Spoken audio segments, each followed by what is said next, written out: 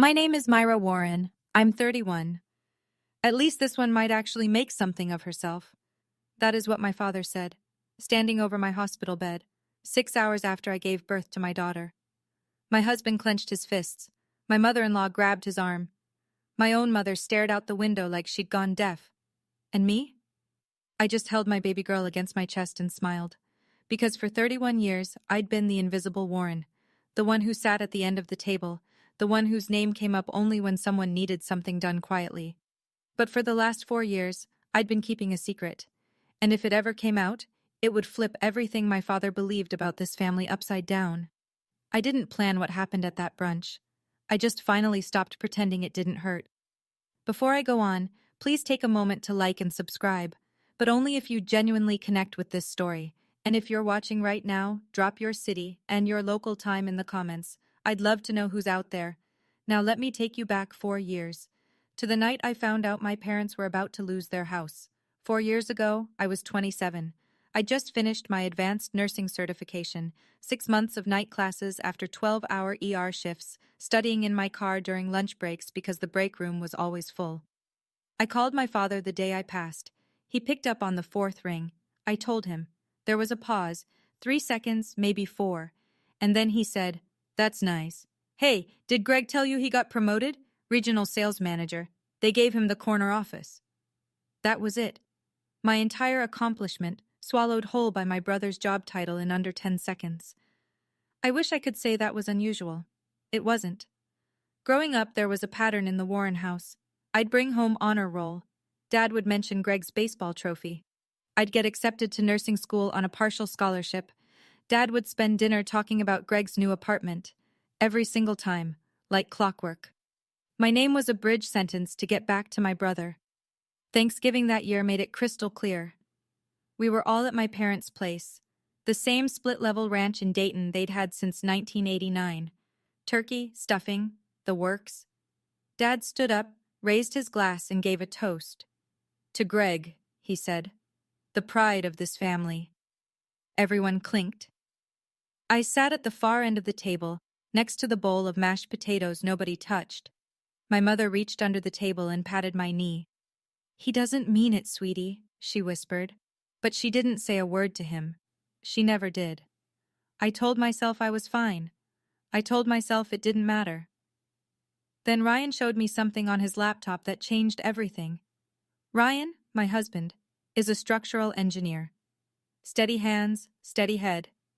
He'd been helping my parents fix things around their house for years. Leaky faucet, sagging porch steps, a cracked foundation wall in the basement. Dad never thanked him, but Ryan went anyway, because that's who he is. One Saturday, Ryan drove over to replace a corroded pipe under their kitchen sink. Mom was at the grocery store, Dad was napping in his recliner, and sitting right there on the kitchen counter, half hidden under a coupon flyer, was an envelope from the mortgage company. Ryan wasn't snooping, it was open. The red print was hard to miss. 3 months past due, 62 days to resolve or face foreclosure proceedings. He took a photo with his phone. That night, he showed me. I couldn't breathe. My father had retired early at 59. His back gave out after 31 years at the plant. He told everyone he was set, comfortable, that his pension and savings had it covered. "We don't need a thing," he'd say whenever anyone asked. "Warrens take care of themselves." It was a lie. His pension covered maybe 60% of their expenses. The rest had been bleeding out of savings for 2 years.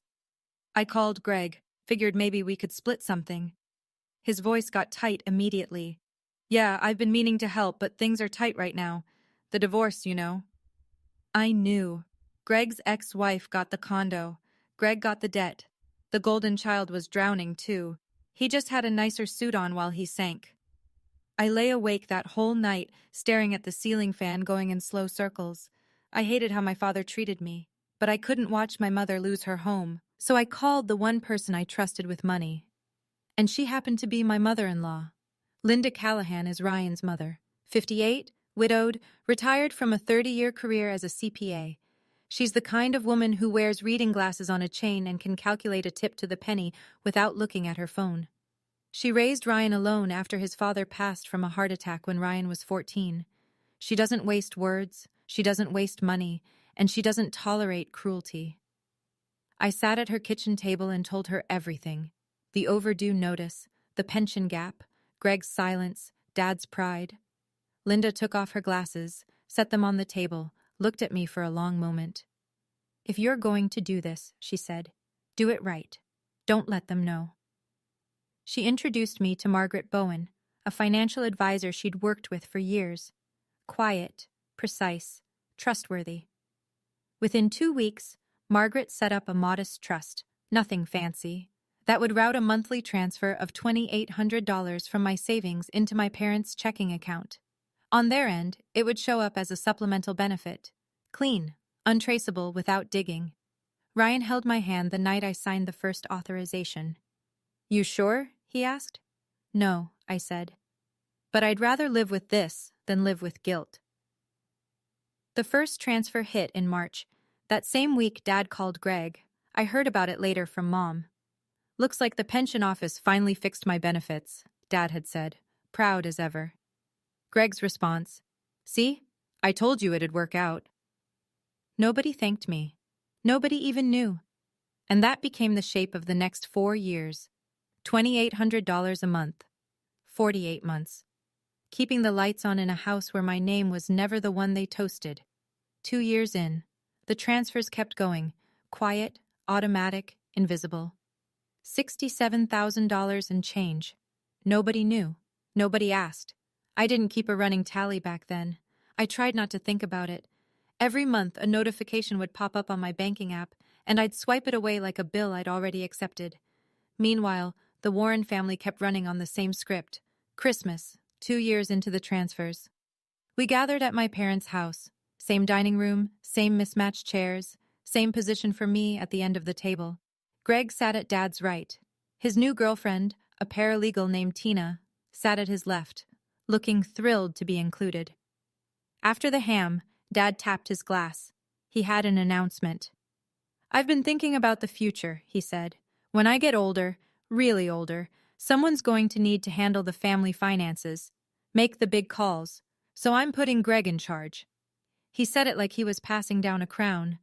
Greg nodded solemnly, as though he hadn't maxed out 3 credit cards buying a boat he never used.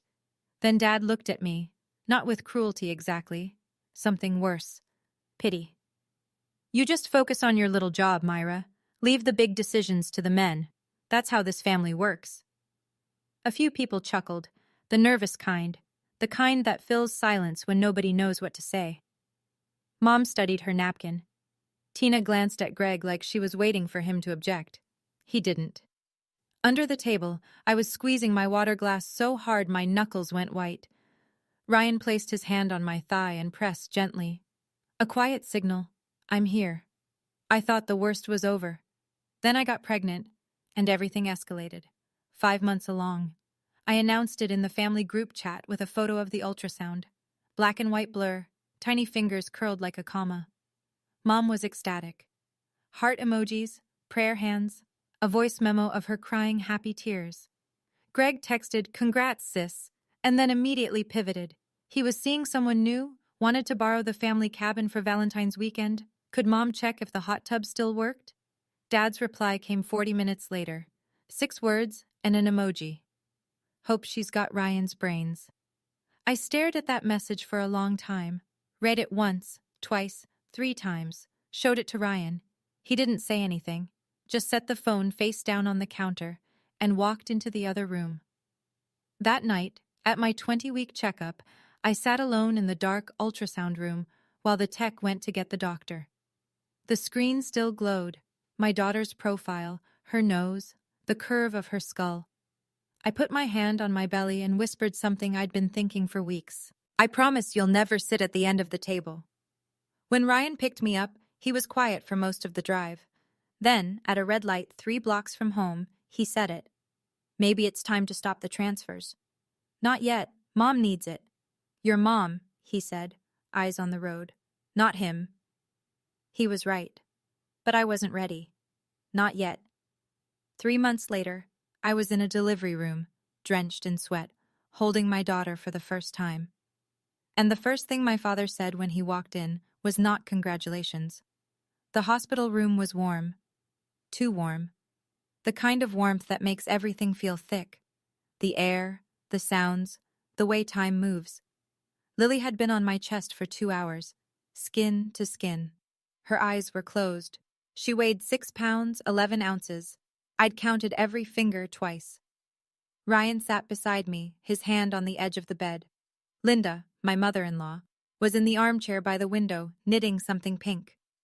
Mom had arrived an hour earlier, teary, quiet, holding my hand without saying much.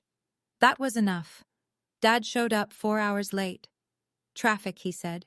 He didn't hug me, didn't congratulate Ryan, didn't even glance at my mother, who'd been waiting for him since noon.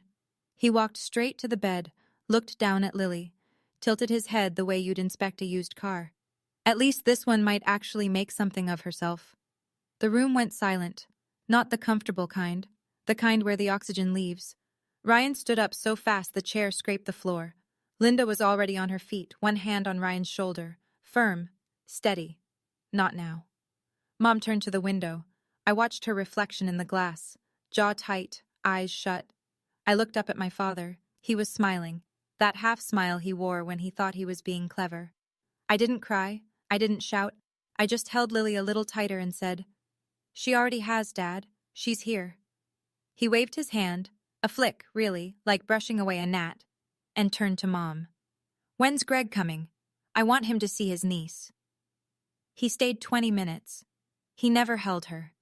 The door barely clicked shut before Ryan was in the hallway. I heard it from the bed. One sharp thud, fist against drywall. Then Linda's voice, low and even. "Not here. Not now."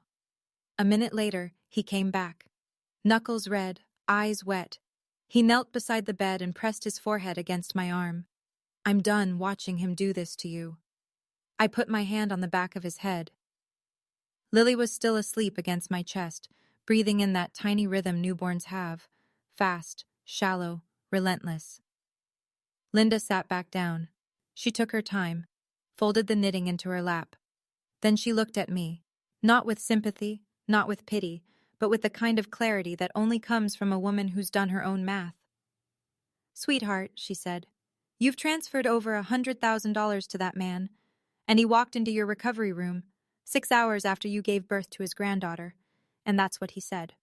I looked at the ceiling, blinked hard. "I know." Silence. "I know." Lily stirred. I shifted her to nurse. The room went quiet again, just monitors beeping, the hum of fluorescent lights, the sound of my daughter learning to eat. Then I spoke. Not loud, not angry, just level. "He's planning a brunch for the baby, a big one. Family, neighbors, everyone." Ryan shook his head. "You don't have to go." "Oh, I'm going." He looked at me. Linda looked at me. I looked at my daughter. "Because if he's going to use my baby to perform his perfect family show, he should at least know who's been funding the stage." 2 weeks after Lily was born, I made a phone call I'd been turning over in my head since the hospital. Margaret Bowen picked up on the second ring, professional as always. She didn't do small talk, which is one of the reasons I trusted her. "I need a summary," I said. "Every transfer, every month, every dollar. His account number, the trust routing, all of it." There was a pause on her end. Not hesitation, calculation. "You're sure? Once this is out, there's no taking it back." "I'm not trying to take anything back, Margaret. I'm just done hiding." The email arrived the next morning. I opened it at the kitchen table while Lily slept in the bassinet beside me. Ryan was at work. The house was quiet.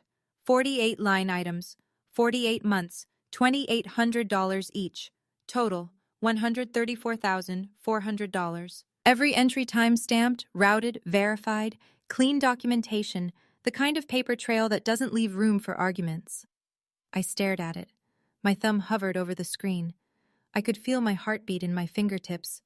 Then I closed the phone, set it face down on the table, walked to the bassinet and watched my daughter sleep. Not yet. That's what I told myself. Not yet. I saved the file. Didn't tell anyone except Ryan, who nodded once, and Linda, who said, "Good." I still didn't plan to use it at the brunch. I want you to understand that.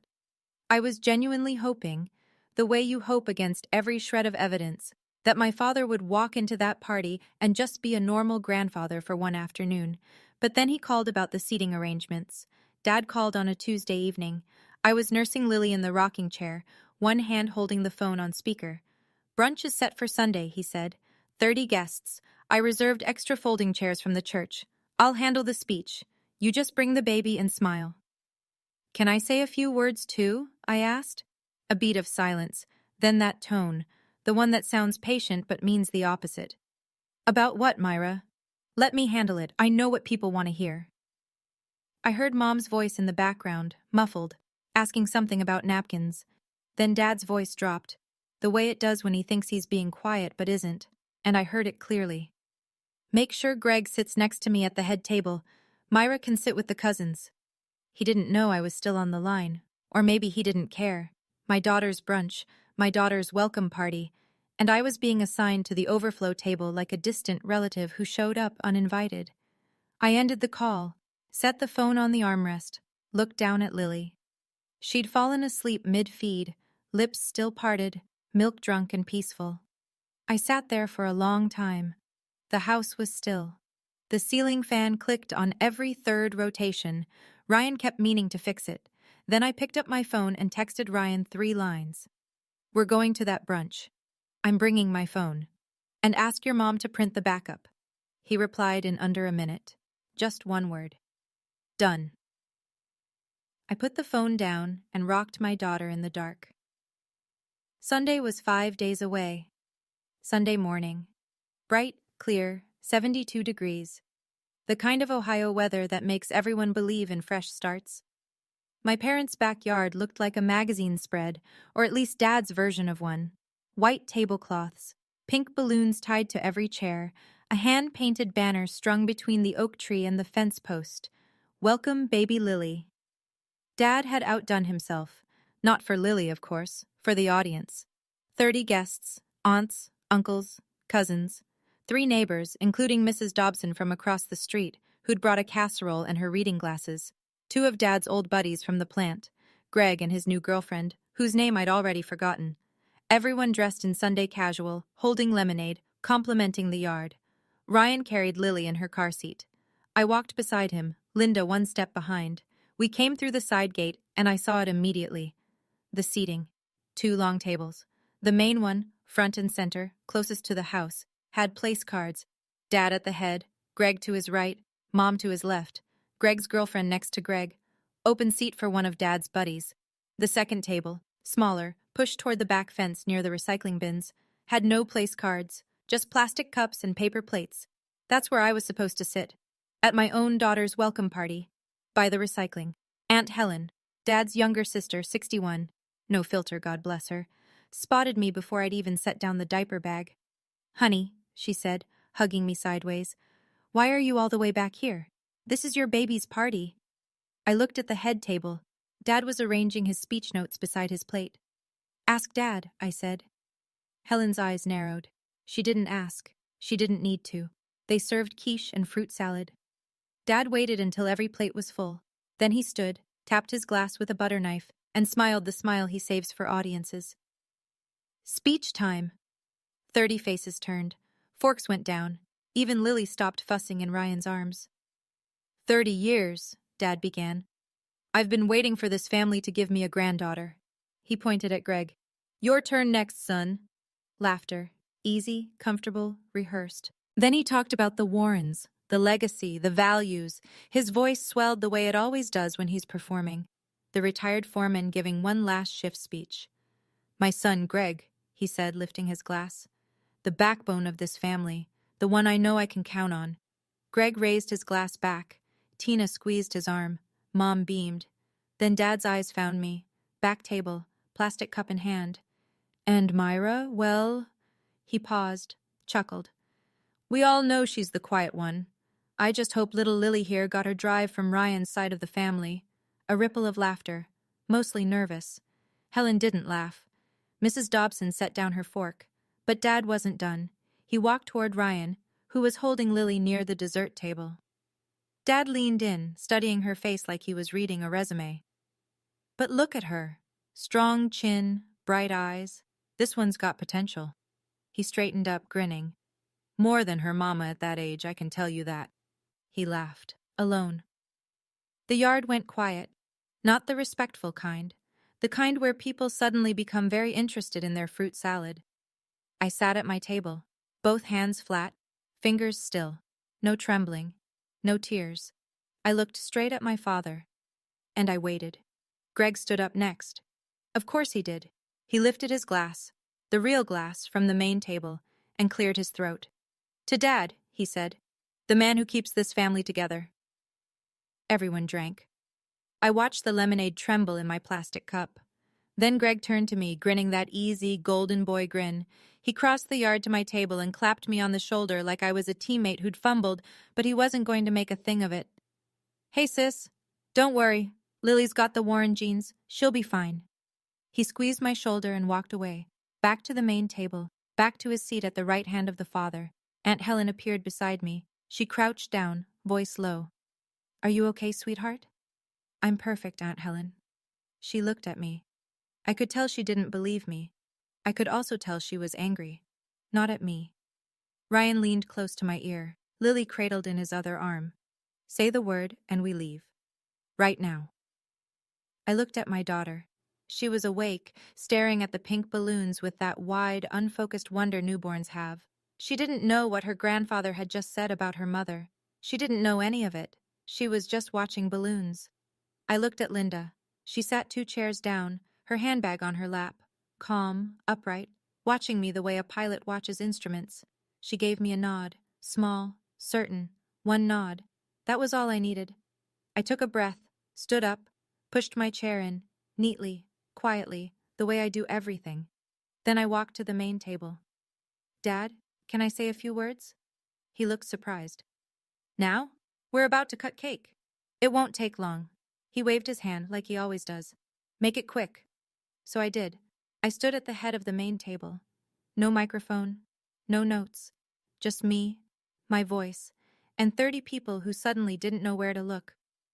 Thank you all for being here for Lily, I said. My voice was steady. I made sure of that. She's 3 weeks old, and she's already surrounded by more love than I ever expected. I let that land. A few smiles. Mrs. Dobson pressed her hand to her chest. Dad just said something about hoping Lily got her drive from Ryan's side. I turned to my father. He was still smiling. The frozen kind. The kind that means he's calculating. That's fine. He's been saying versions of that my whole life. The smile cracked. Just a fraction. But there's something everyone here should know. Something I've kept quiet for 4 years. Dad shifted in his chair, his arms crossed. Myra, this isn't the time for drama. You're right, Dad. It's the time for honesty. Mom reached for his arm. Myra, please. I looked at her. Really looked. Mom, I love you, but I need you to listen this time. Just this once. She let go of Dad's sleeve. Her hands dropped to her lap. I saw her chin tremble, but she didn't speak. 30 people. No one moved. A balloon popped somewhere, one of the pink ones tied to the fence, and a cousin's kid yelped. But nobody turned. Every pair of eyes was on me. I felt it then, that weightless electric clarity you get when you've been holding something for so long that finally letting go feels less like a choice and more like gravity. 4 years, $134,000. I saw. And a truth that was about to change everything. 4 years ago, I said, I found out this house was 3 months from foreclosure. The word landed like a stone in still water. I watched it ripple across the yard. Aunt Helen's mouth opening, Mrs. Dobson gripping her armrest, Greg's girlfriend looking at Greg like she was seeing him for the first time. Dad's pension wasn't covering it. Savings were gone. The mortgage company had already sent the final notice. Dad's jaw tightened. That's private family. I'm not finished. He stopped. I don't think anyone had ever said that to him before. Greg couldn't help. I glanced at my brother. No offense, Greg. Greg stared at his plate, his ears turned red. Tina pulled her hand off his arm. So, I set up an anonymous monthly transfer. $2,800 every single month, for 48 months. Whispers. Helen covered her mouth. One of Dad's plant buddies set his glass down slowly, deliberately, like he needed something to do with his hands. I turned back to my father. Dad, you told everyone your pension got adjusted, that the benefits office fixed your account. I held his gaze. It wasn't them. I let the silence do the work. It was me, the quiet one, the one who'd never make something of herself. Dad opened his mouth, closed it, opened it again. That's ridiculous. I never... Check your bank account, Dad. I didn't shout, didn't lean forward, said it the same way I'd say, pass the salt. I turned to Linda. She reached into her handbag, pulled out a printed sheet, 48 lines dated, stamped, and set it on the table in front of him. His phone buzzed in his pocket. He pulled it out. His face went white. A notification from Margaret Bowen. Per Ms. Warren's request, the supplemental trust transfer has been permanently discontinued effective today. Donald Warren stood at the head of his own table, phone in one hand, printed bank statement in the other, and for the first time in my life, he had nothing to say. His face didn't crumble all at once. It happened in stages, confusion, then recognition, then something I'd never seen on my father. Shame. Greg broke first. He pushed back from the table, chair scraping the patio. Wait, what? You've been... How? He looked at me, then at Dad, then back at me. 4 years? I didn't answer. I didn't need to. The paper answered. Aunt Helen stood up. She's 5'3", and she filled the entire backyard. Donald, is this true? Your daughter's been paying your mortgage this whole time? Dad's voice came out thin. This is none of your business, Helen. You just spent 10 minutes telling everyone she'd never amount to anything. Helen pointed at the statement. I'd say it is my business. Murmurs spread through the tables. Mrs. Dobson shook her head slowly, the way you do when you're disappointed in someone you've known for 30 years. One of Dad's plant buddies picked up his jacket from the back of his chair and quietly put it on, like he was getting ready to leave. Mom started to cry, not dramatically, just tears falling one after another into her untouched quiche. She wasn't crying because she was embarrassed. She was crying because she knew. She'd always known I was the one who showed up. She just never had the courage to say it out loud. Dad looked up from his phone. His eyes found mine. You did this to humiliate me. No, Dad. My voice didn't waver. I did the transfers because I love Mom. I stopped them because I love myself. I didn't leave. Not yet. I stood right where I was, 3 feet from my father, 30 witnesses, a warm breeze pushing the pink balloons sideways. Dad, I'm not doing this to punish you. He was still holding the printout.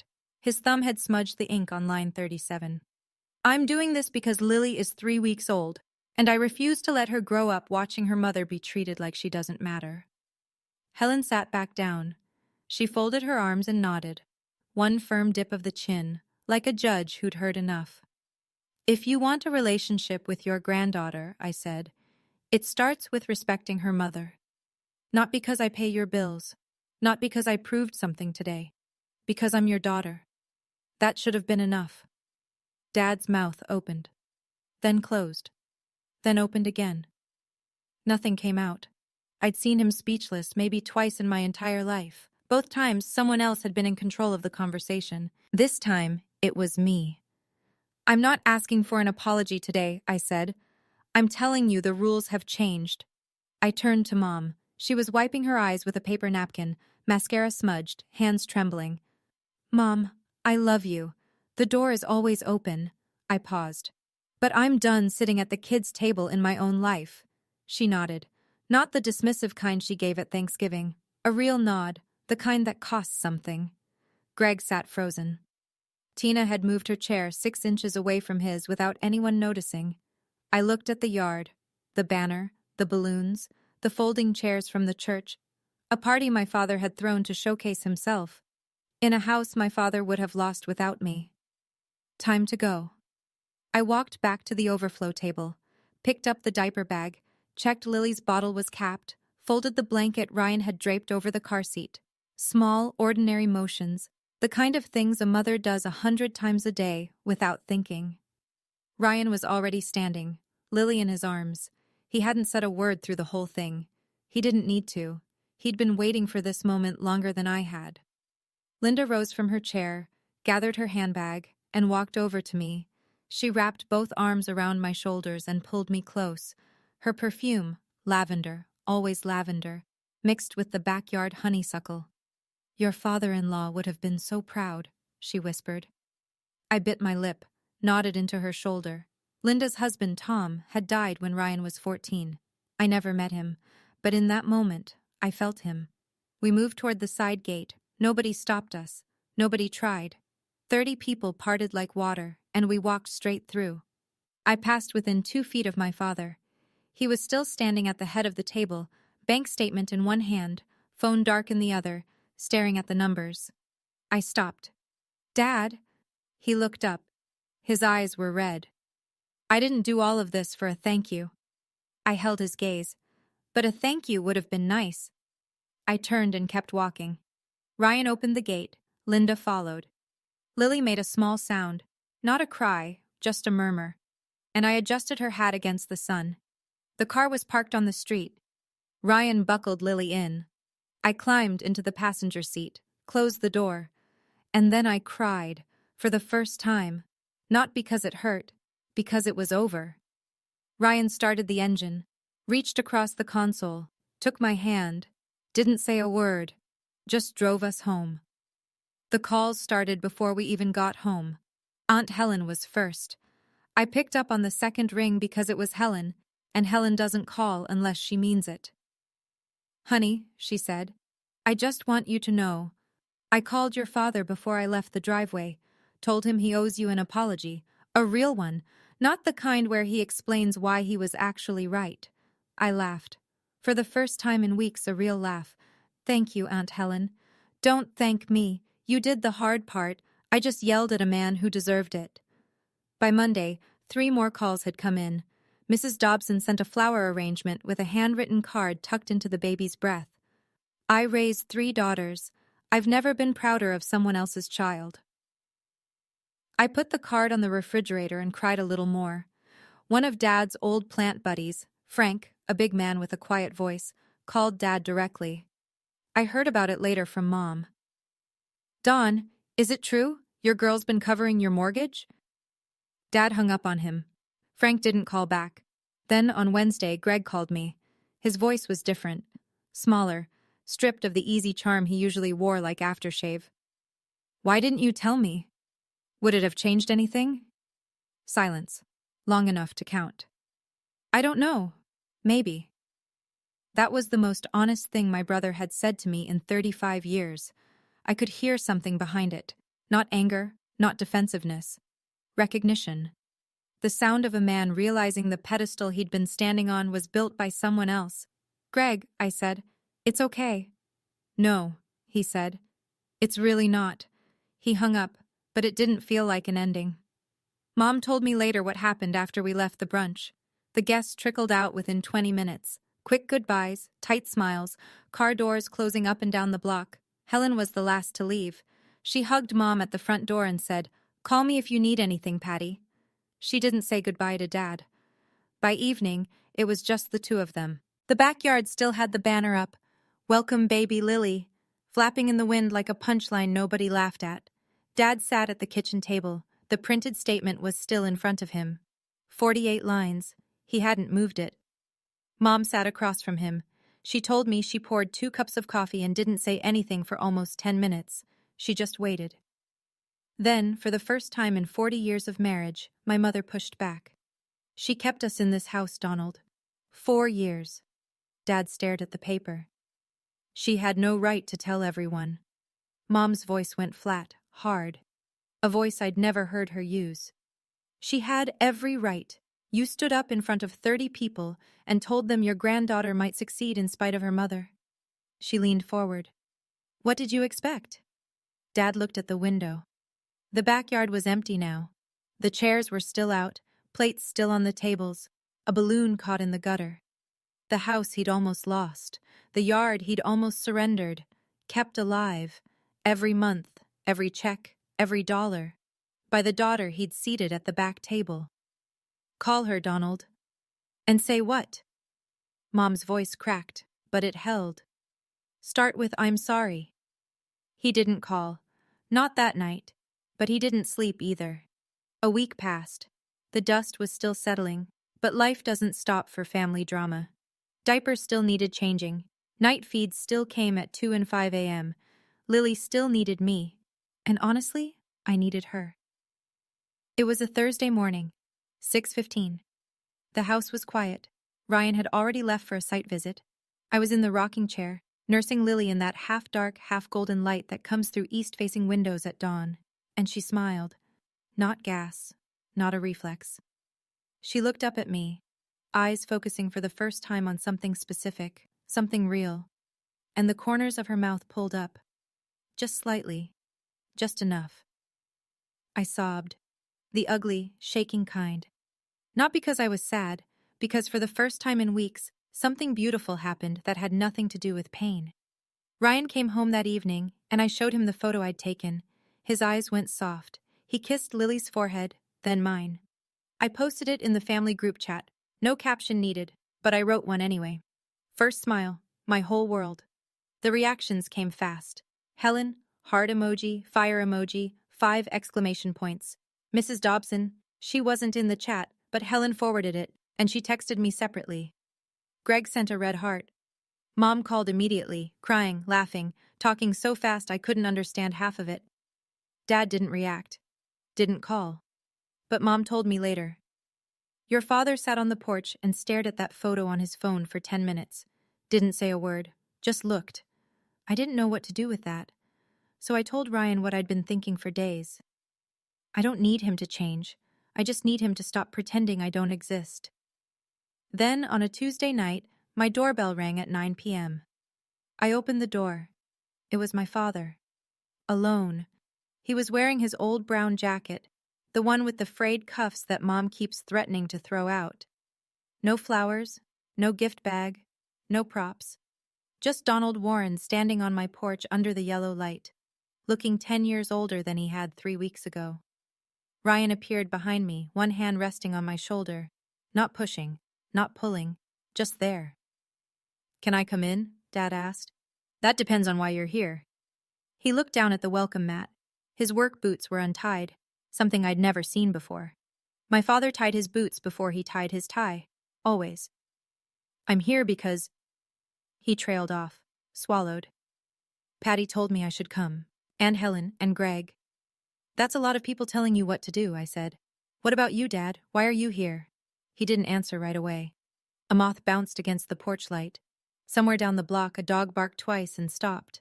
When he looked up, his eyes were red. Not crying red, exhaustion red.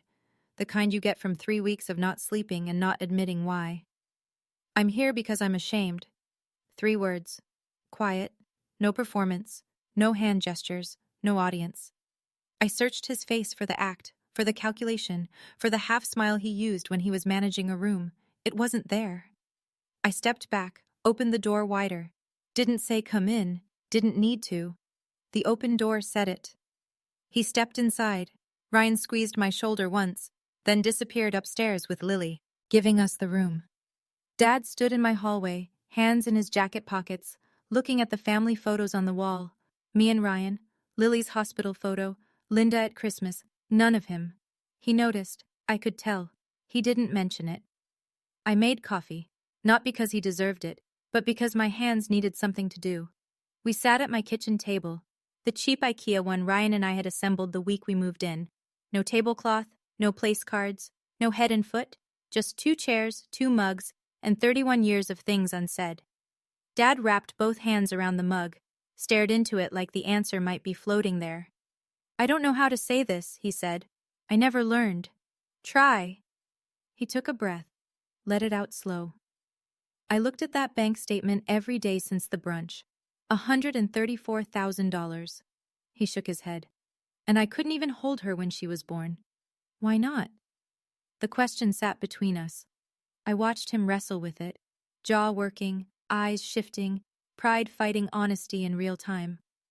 Because I was scared. I waited, You grew up and became everything I couldn't, Myra. You put yourself through school, built a career, bought a house, married a good man, and you did it all without me. His voice thinned. Without needing a single thing from me, and I couldn't stand it. The refrigerator hummed. Upstairs, I could hear Ryan walking Lily in slow circles, her white noise machine a soft static through the ceiling. That's the most honest thing you've ever said to me, I said. He nodded. Slow. I'm not asking you to start the money again. Good, because that's not happening. No anger in my voice, no cruelty, just fact. He took a sip of coffee, set the mug down. His hand was shaking, just slightly, a tremor he'd never have let anyone see at the head of his own table. I know, he said. For a moment, neither of us spoke. And the silence wasn't empty. It was the fullest our kitchen had ever been. I'm not going to pretend this is fixed, I said. One conversation doesn't erase 31 years. I know. Here's what I need. I didn't rehearse this, but it came out clear, like I'd been writing it in my head since I was 12 years old, and overheard him tell Uncle Ray that Greg was the one with the potential. You don't compare Lily to anyone, not to Greg's future kids, not to her cousins, not to me. She's her own person, full stop. He nodded. You don't dismiss me in front of family. Not as a joke, not as a habit. Not ever again. Another nod, slower this time. And if you want to be in Lily's life, you show up. Not for the speech, not for the audience. You show up at bedtime and tummy time and the boring Tuesday afternoons when nothing happens. That's where being a grandfather counts. He looked at the table, traced a scratch in the wood with his fingernail. What about the money? He asked. Quiet, almost ashamed to ask. If Mom needs help, she can call me directly. We'll figure it out. But I'm not sending anonymous checks so you can pretend you don't need your daughter. He flinched. I saw it. A small contraction, like I'd touched something still raw. Then I said the hardest part. And Dad, I need you to say it. Not for me. For you. He looked up. His eyes were wet. Not streaming, just bright, glassy, the way water looks right before it spills. I'm sorry, Myra. His voice broke on my name. I'm sorry I made you feel like you weren't enough. I nodded, didn't hug him. Not yet. But I nodded. That's a start. I stood up, poured him more coffee, set the mug in front of him, sat back down. It wasn't a happy ending. It was an honest beginning. It's been 2 months since that night at my kitchen table. I won't pretend everything transformed overnight. It didn't. My father is 63 years old and has been running on the same operating system since 1961. Change doesn't come easy. It comes awkward. He started visiting Lily on Sundays. The first time he stood in the doorway of the nursery for a full minute, hands at his sides, like he'd forgotten how to enter a room without commanding it. Then he sat in the rocking chair. I placed Lily in his arms. He held her stiffly at first, elbows locked, jaw tight, and then she grabbed his pinky. His whole body softened. I watched it happen in real time, like ice cracking in spring. He brought her a teddy bear the second visit. Way too big, almost the size of Lily herself. She screamed when she saw it. He looked devastated. Ryan and I laughed for 10 minutes. He doesn't say I love you to me. Not yet. Maybe not ever. But last week, when I was carrying Lily to the door to say goodbye, he stopped at the porch steps, turned around, looked at me. She's lucky, he said. She's got your stubbornness. I raised an eyebrow. I'll take that as a compliment. It is one. First time. A small thing. But I heard it. Greg calls me every week now. Nothing big, just, how's Lily? How are you? Simple. Real. We're not best friends. We're something better. We're honest. Mom sent a handwritten card. Not long. Just, I should have spoken up sooner. I'm sorry. Love, Mom. I taped it to the refrigerator, right next to the photo of Lily's first smile. And here's what I learned. Not a lesson. Just something true. You don't have to set fire to the whole house to get warm. Sometimes you just need to stop standing in the cold.